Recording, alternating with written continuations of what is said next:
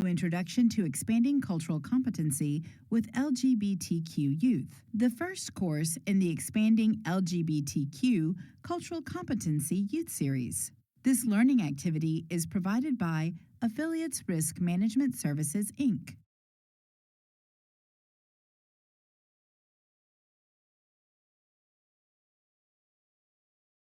This series consists of 3 courses and is recommended for all staff. The first course, Introduction to Expanding Cultural Competency with LGBTQ Youth, serves as an introduction on how society impacts the health and resiliency of lesbian, gay, bisexual, transgender, queer, and questioning, or LGBTQ youth. To familiarize yourself with the language and terminology used in this series, we recommend you complete an Introduction to LGBTQ Healthcare course before beginning this series. The second course, LGBTQ Youth Healthcare and Cultural Competency, addresses health disparities that impact lesbian, gay, and bisexual youth at higher rates than their heterosexual counterparts.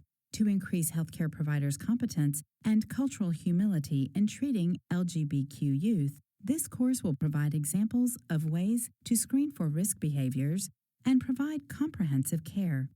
This course will also discuss queer and questioning youth, although much of the current research does not directly address queer and questioning youth. The third course, Healthcare Needs of Transgender and Non-Binary Youth, focuses specifically on gender identity and expression and the impact society has on the health of transgender and non-binary youth. Participants will learn about the unique healthcare services transgender and non-binary youth and their families seek and ways to provide support. Upon completion of this course, you should be able to identify current societal issues impacting LGBTQ youth, recall the impact family acceptance or rejection has on LGBTQ youth, describe communication strategies that help LGBTQ youth patients feel supported and safe. Before we begin, let's briefly review what LGBTQ means. LGBTQ is a common acronym for lesbian, gay, bisexual, transgender, and queer or questioning. You may sometimes see these letters in a different order or extra letters added to the acronym to represent additional identities across sexual orientation and gender identity spectrums. This course is focused on LGBTQ youth.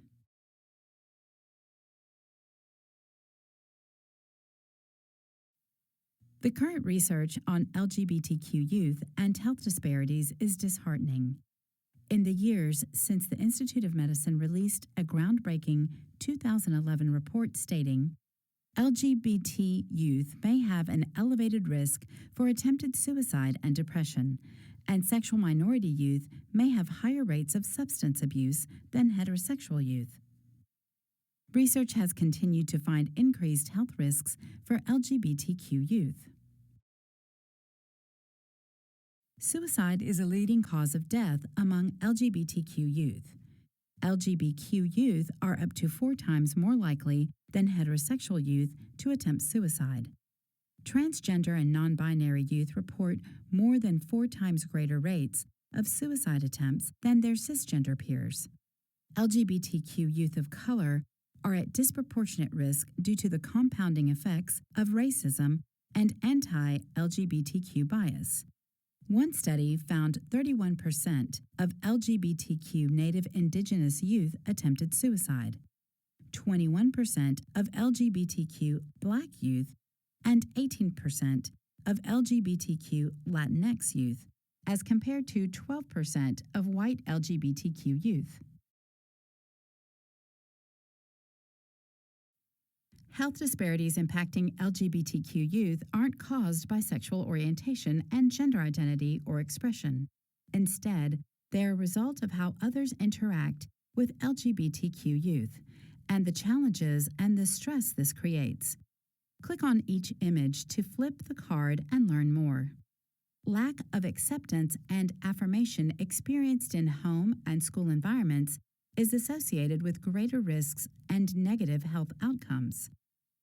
Pervasive structural racism compounds health vulnerabilities experienced by Black LGBTQ youth. Healthcare providers and educators play an integral role in assisting LGBTQ youth and their families. How you interact with youth through programs and patient visits can change lives and create positive health outcomes.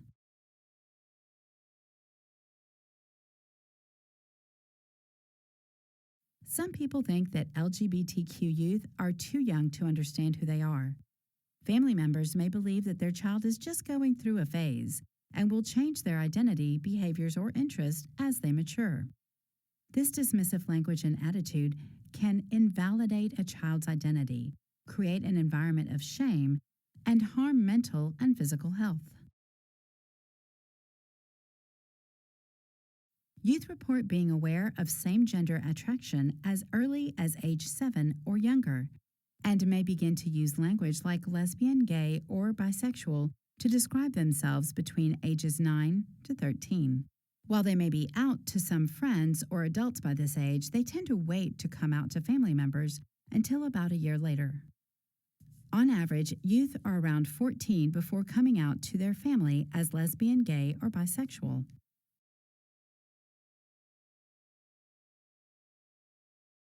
Gender specialists have found that gender identity development is set on a different timeline and begins much earlier, causing many parents and guardians to want to know what is considered normal.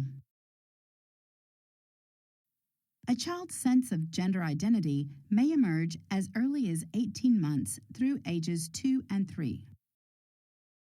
By ages 4 to 6, children are gender creative, meaning they feel they can move between genders.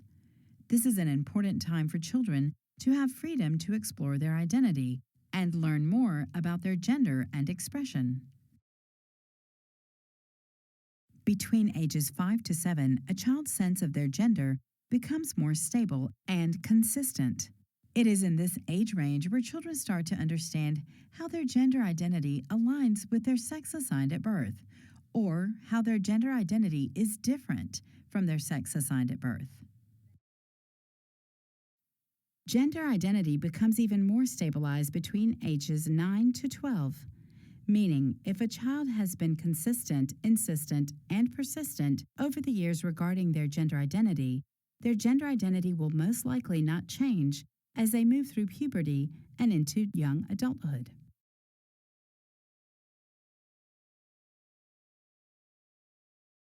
While this timeline exists, it is important to remember that some children and adults do not have a sense of their gender being different than their assigned sex until they are much older. Other youth are gender nonconforming, meaning the way they behave or express themselves is different from what other people assume based on the sex they were assigned at birth. A child can be gender nonconforming but still have a gender identity that is aligned with their sex assigned at birth, in other words, cisgender. For example, a young boy who likes to wear dresses or express himself in a more feminine way can still be cisgender. In the dominant culture in U.S. society, girls have more space to express themselves outside what is viewed as traditionally feminine. Young people who do not conform to dominant cultural norms about gender are frequently teased, harassed, or shamed. LGBTQ youth may experience anxiety or distress leading up to the moment they decide to come out to their family, which often creates challenges in the relationship between the young person and their parents or caregivers. The coming out process looks different for each young person. Some youth develop a plan and are able to build a support network prior to coming out. Others feel forced to come out or are outed by a friend, sibling, teacher, or parent or guardian. How families react has a dramatic impact on LGBTQ youth's sense of self and well-being. Research conducted by the Family Acceptance Project has found that LGBTQ youth from highly rejecting families are 8 times more likely to attempt suicide than youth from accepting families. Conversely, research by FAP and others finds family behaviors that demonstrate acceptance of LGBTQ youth are a significant protective factor against suicidal ideation and behavior. A suicide risk assessment for teens should include questions about family acceptance. Youth who report lack of acceptance may be in need of additional support. Youth from rejecting families also report being 6 times more likely to have high levels of depression, are 3 times more likely to use illegal drugs, and 3 times more likely to engage in unprotected sex, which increases their risk for unintended pregnancy, HIV, and other STIs. Meanwhile, accepting families served as a protective factor against youth depression, substance use, and unprotected sex. The Family Acceptance Project, surveying youth in Central California, found that youth who come from families that are highly religious, immigrant, Latino, or of lower socioeconomic status are more likely to experience rejection. While this research is specific to Central California, across regions, there are demographic differences in how young people experience familial rejection. A 2017 study found Black and Latino parents were more likely to engage in rejecting behaviors than white non-Latino parents, attributed to the socio-cultural influence of anti-gay views. For providers, it is important to take these factors into account when working with youth who are questioning their sexual orientation or gender identity, or youth who are preparing to or have come out. Talking with youth about ways to educate their family is helpful. Research has found that through education and support, rejecting families can move to a place of acceptance, improving familial relationships, and the overall health of LGBTQ youth. Let's take a moment to hear from Elisa on how her family's reaction to her coming out as lesbian impacted their relationship and her sense of self. My name is Elisa. I'm a lesbian. When I was about pre-puberty, 12, 13, I had my best friend. Her name was Lisa. And I had a big crush on her. And at that time, it was all, experimental. But then I realized that as we got older, that my attractions weren't like other girls, my girlfriend's attractions. So I think I overcompensated by trying to date as many boys as I could in high school, and became somewhat promiscuous with boys, but it never worked for me. And by the time I was 17, almost 18, I really realized that I was gay. My family was very religious, and a lot of my friends were through the church. And when I came out, and vocally and publicly, most of my friends rejected me, including my parents. When they rejected me, my dad, I will not have a gay daughter. Get the hell out of this house. When I came out at the dinner table to my family, I ran far away. Not geographically far away, but I didn't come back. It took months for my parents to invite me back home. They were very judgmental, so it wasn't comfortable. And then I a little bit later, some time had passed, and I brought my girlfriend home, and they told her to leave, so I left too. And they didn't come back for months again. So it took years for them to come around to accepting me. But when I realized, that there were actually people who were gay and lesbian, I had a t-shirt made for myself that said, "Yes, I am, and loving it." Purple sleeves, baseball shirt, and wore it to school. Wore it to high school. So I was proud. I was really excited. It's like I found who I am.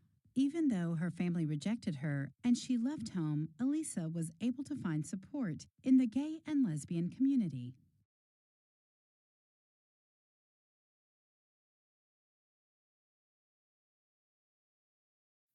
For LGBTQ youth who have minoritized racial or ethnic social identities, it may be more difficult to find the support they need.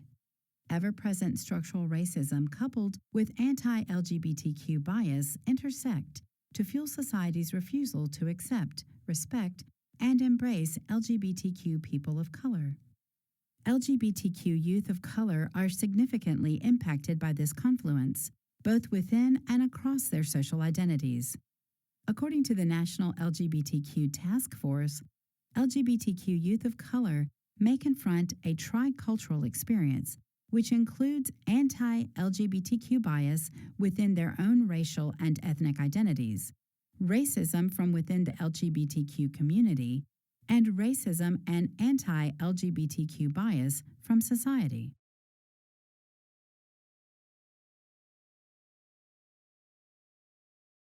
Cultural factors such as values and beliefs around sexuality, religion, and family roles and responsibilities also contribute to the unique struggles among LGBTQ youth of color. The combination of these factors may explain research that shows Asian American, Latino, and African American youth are less likely to disclose their sexual orientation to their family. For those that do not disclose their sexual orientation to their family, research has found a higher level of internalized homophobia among Latino and Asian American youth. Youth who describe themselves as queer and other identities outside of lesbian, gay, or bisexual may also experience a lack of support within the LGBTQ community.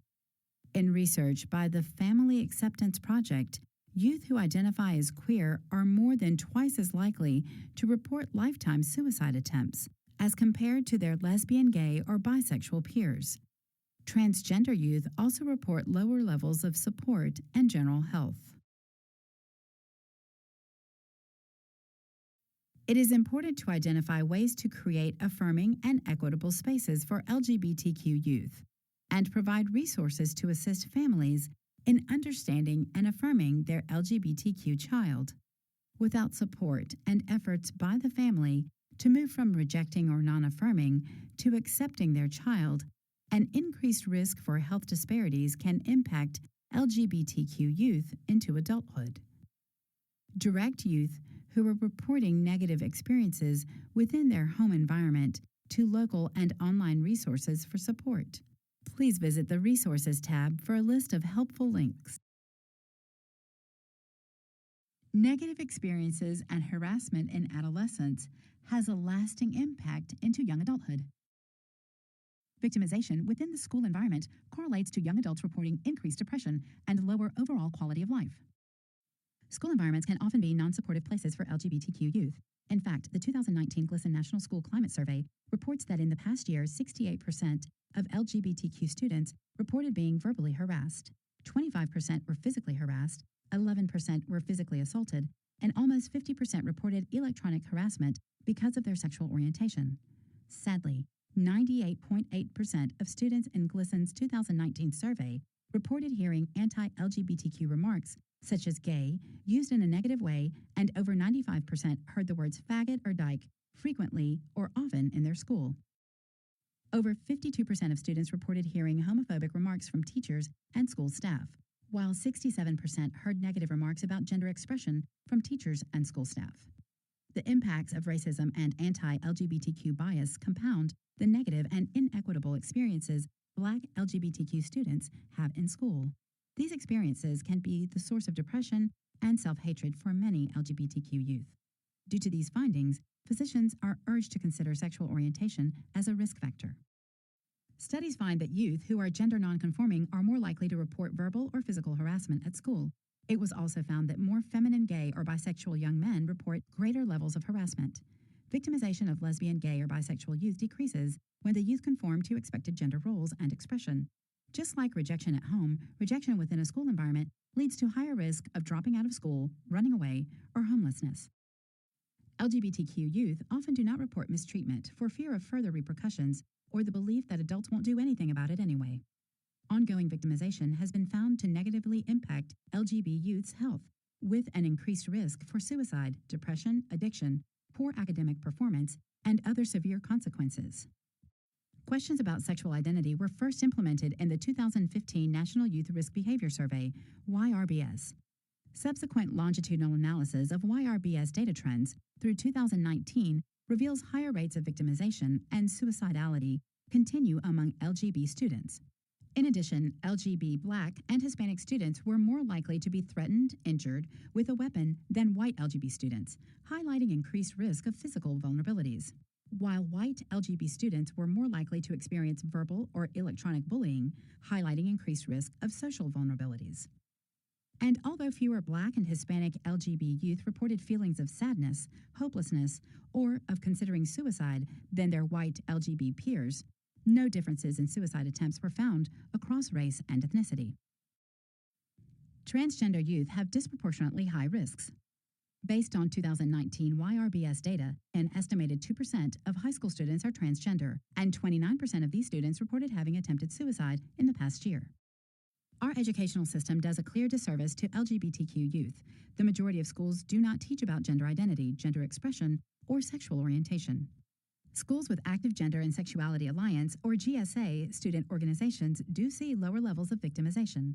Whether or not LGBTQ youth are members of the GSA, the fact that there is an active GSA creates a more supportive environment.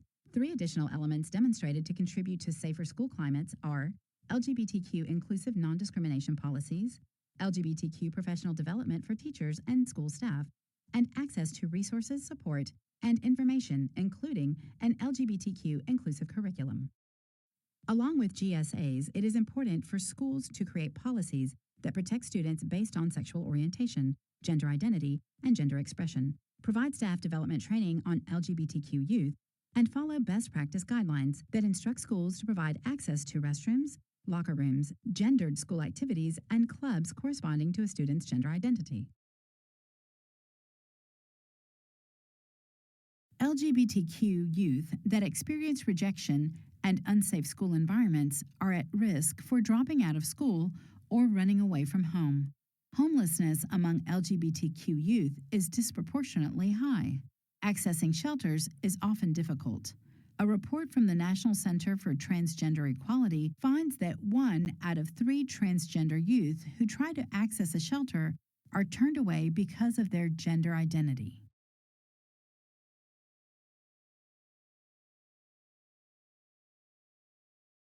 Homeless LGBTQ youth report being victims of physical, verbal, and sexual abuse by family members and partners. They are also more likely to be victims of harassment and bullying, live in poverty, and be impacted by the effects of racism. LGBTQ homeless youth often struggle with depression, suicidal ideation, and alcohol and substance abuse. Many engage in survival sex, which carries an increased risk of HIV, STIs, and being victims of violence. The intersections of racism, misogyny, anti-LGBTQ bias, and transphobia contribute to overrepresentation of LGBTQ youth in the juvenile justice system. Girls and LGBTQ youth of color are particularly at risk. One study found 40% of incarcerated girls described themselves as LGB, while 3.2% of boys did. In addition, 85 to 90% of incarcerated LGBTQ youth are youth of color. Youth and families of color are more policed and surveilled than white people while engaged in routine activities of everyday life, resulting in more interactions with law enforcement, courts, and the child welfare system.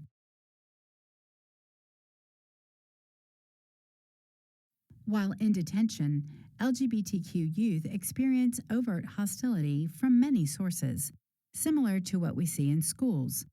Youth of color, gender nonconforming youth, and youth at the intersections of these are at an even higher risk of being bullied or assaulted by peers and by staff. They may be physically isolated from other youth, with staff claiming that it is for their own protection. If they are assaulted or bullied, staff may ignore the claims or suggest they deserve it based on how they act.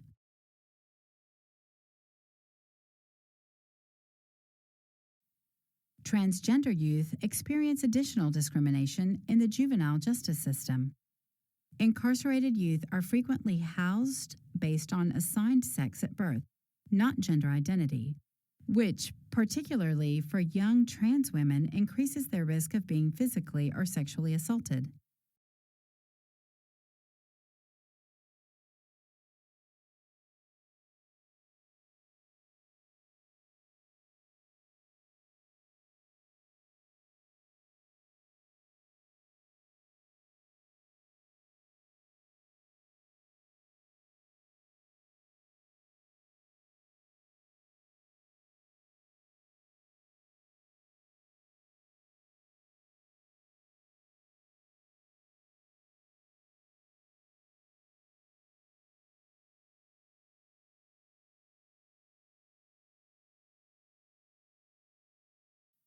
Policy or practice may also forbid transgender youth from being called their lived name and pronouns, and prohibit access to appropriate clothing and grooming items such as undergarments, deodorant, and hair care items corresponding to their gender identity. Transgender youth may also be denied medical care that is related to their gender identity, including hormone therapy or puberty blockers.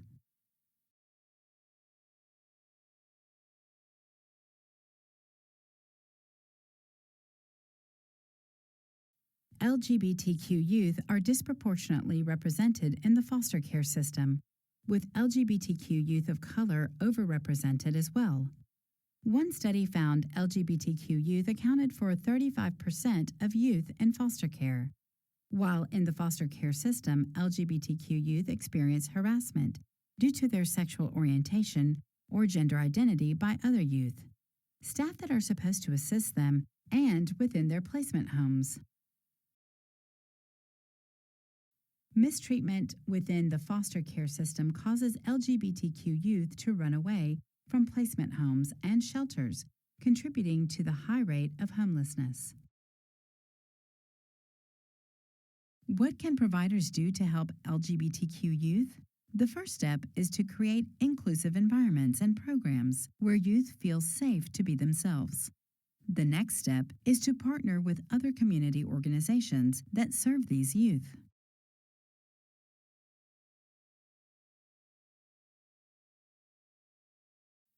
It is best practice for providers to routinely include discussions about gender identity and sexual orientation.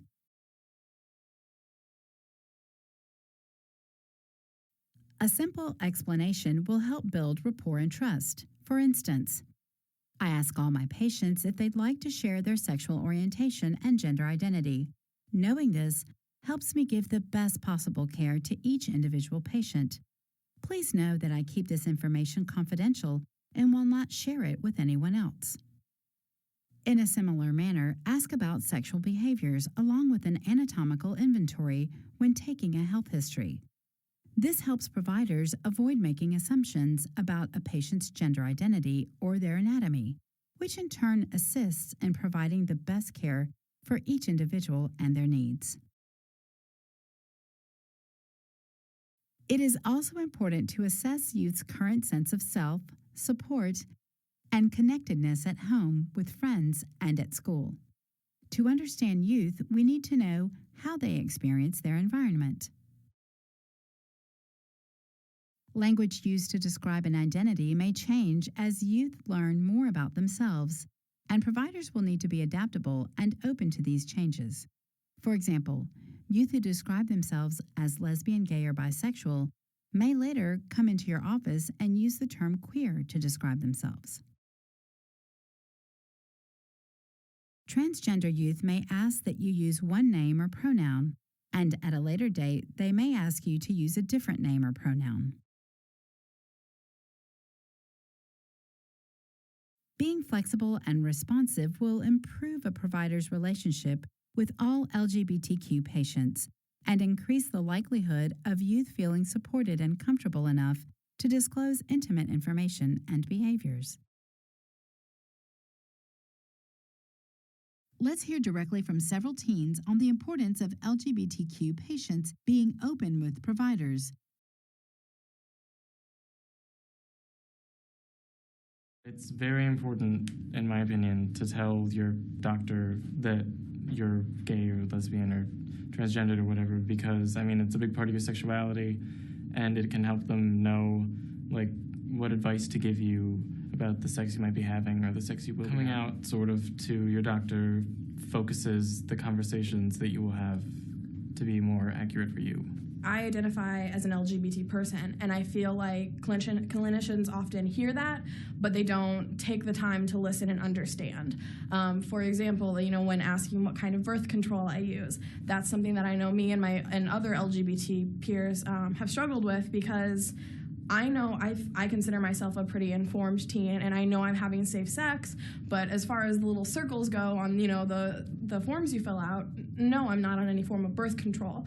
And I 100% of the time get lectured. I think there's certainly another level of like fear of judgment associated with kids that identify as lesbian, gay, bisexual, or transgender, because unless they've been outwardly like vocal about the fact that they are supportive of that, you don't, I mean, for all you know, they could be a really conservative doctor, or I mean, you know, there's not a lot of opportunity to like put that out there that you are an ally as a doctor. I think it's important for teens to be open about their sexuality to their doctor as long as they feel comfortable with it.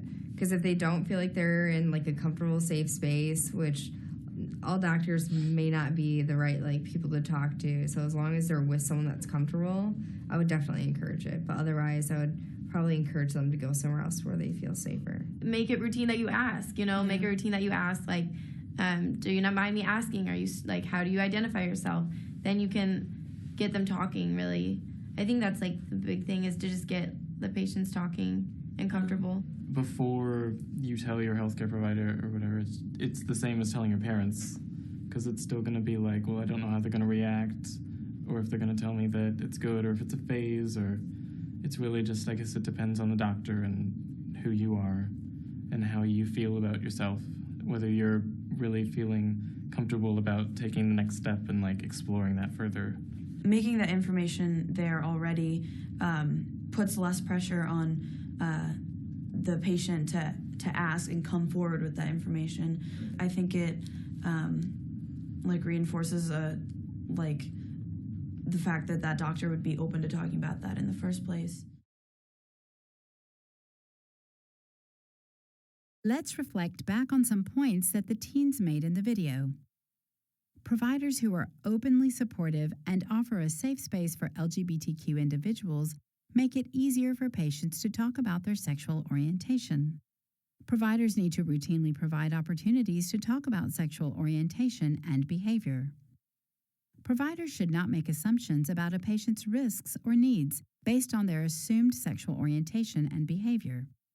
And the youth felt that talking openly about their sexual orientation and behavior allowed them to receive care that was more specific to their needs.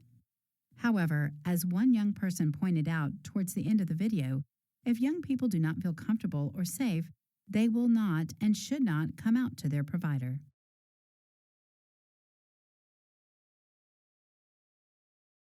Since family support is essential to youth's overall health, providers can play a role in assisting families to understand and accept their LGBTQ child's identity. Before talking with families, make sure you receive youth's consent. Provide education, offer general support, and refer families to support groups or mental health providers. Providing education on identity development, including sexual orientation and gender identity, may also help families recognize that their child's identity is not a phase, but a part of who they are. Family support is crucial to the well-being of LGBTQ children. Another important conversation with families is about school environments and LGBTQ youth's sense of safety and support.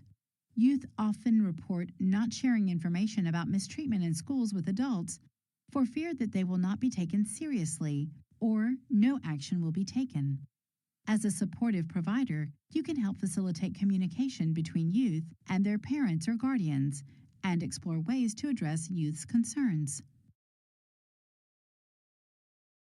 If a youth's family is not supportive or your patient does not feel ready to come out, connect them with local or online support groups. Whenever possible, in-person connections are extremely important. Continue to be open and give youth opportunities to discuss their concerns.